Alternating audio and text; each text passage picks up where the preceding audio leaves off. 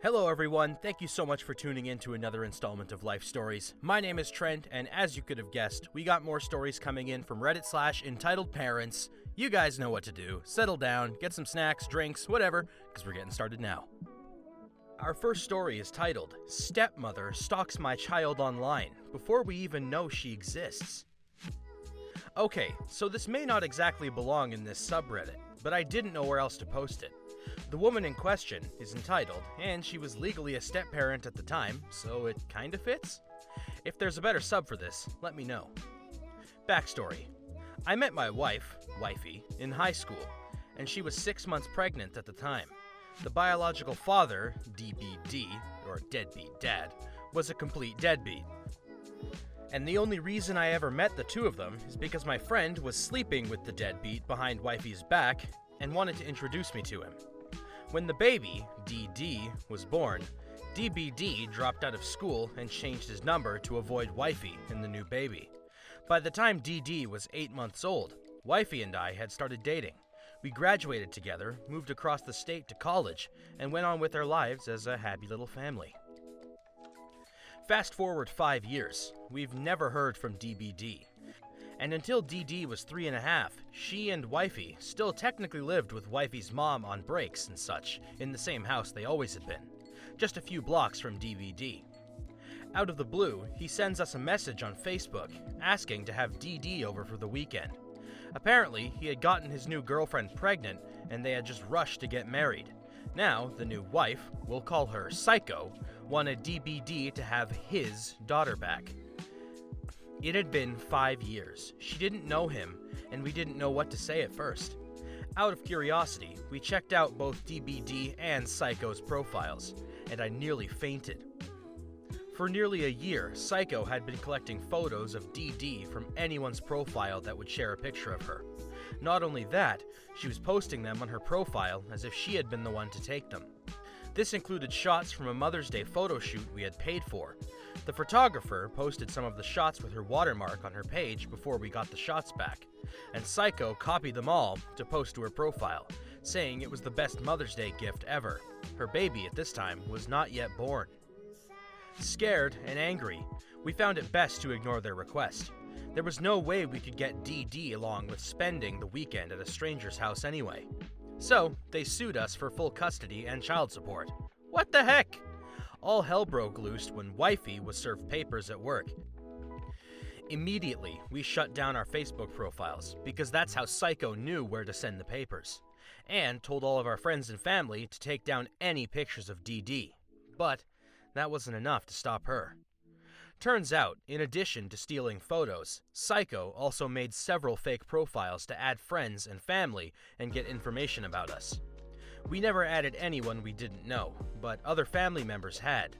There were 7 fake profiles altogether. When we had them all removed and reported, Psycho started sending her friends and family to attempt to add us and gather more information about us.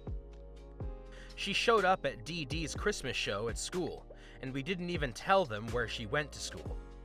She repeatedly showed up at wifey's work to try to get her in trouble, and called the cops on us for several false incidents.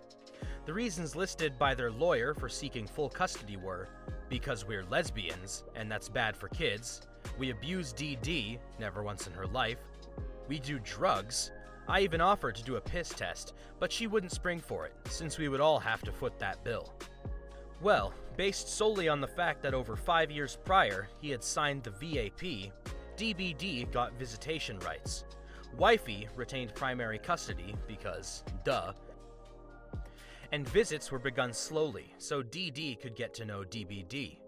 Eventually, it moved to every other weekend for the whole weekend. But DD never made it the whole weekend. They made her sleep on the floor in their basement, so she never liked staying there for more than a night.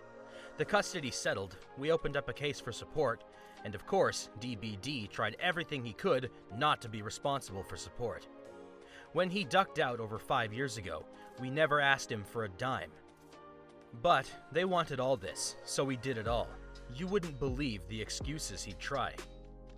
Even though they won, Psycho didn't stop trying to destroy our names online, and attempting to turn everyone from high school, still in our hometown, against us. She wanted the happy little family, and Dee Dee was throwing a wrench in her plans by not calling her mommy right from the get-go. When they showed up at her spring concert uninvited, Psycho demanded Dee Dee take her around and introduce her. So Dee Dee introduced them as her step-parents, both of them. She had just turned 6 and was still a little confused by the whole thing. Oh, that was another thing, because she and Dee Dee had the same birthday. Psycho insisted, "She's supposed to be mine, that's why she came early." One night, when Dee Dee was at their house, we get the usual call to come and get her. Only, it was Psycho's mom on the phone, and not DBD. They lived with Psycho's parents, and neither drove, so her parents had to take them everywhere. When we got to the pickup point, Dee Dee is in tears, and DBD hops into his in-laws' truck without an explanation. Turns out, Psycho lost her cool when Dee Dee didn't want to stay the night again, so she sat Dee Dee down and read her the custody agreement line for line. Then she looked that 6-year-old angel in the eye and told her that she could have her mama, that's me, arrested anytime she wanted to for not complying with the custody agreement. Psycho was convinced the only reason Dee Dee wouldn't like her is because we told her not to. Dude, I don't want her to like Wifey's mom either, but I have no say in whom my daughter cares for. Well, for the next week, I got to force Dee Dee onto the school bus in tears because she's convinced I'll get arrested while she's at school and I won't be there waiting for her in the afternoon. Gods, just typing that out breaks my heart all over again. Thanks for that, Psycho. But the story ends with some poetic justice. Maybe they were tired for fighting with a little girl. Maybe she realized just how badly she had messed up. Who knows?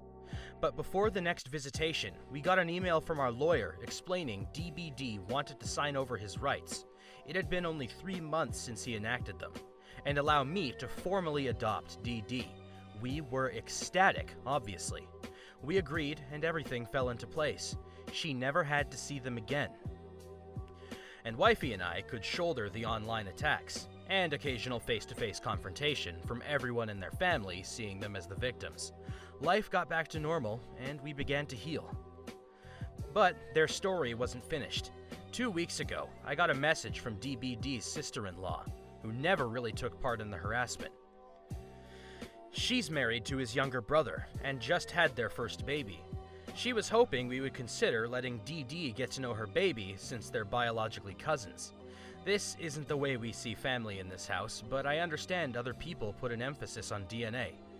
It turns out, the 3 kids Psycho ended up having with DBD are no longer allowed to visit his side of the family, and DD is the only biological cousin left. Now, I'd go into the rest of this, but this final little paragraph is actually pretty dark, so I'm just gonna kinda skim over that. The short of it is, OP, Wifey, and their kid got to live happily ever after, and the bad people got what was coming to them.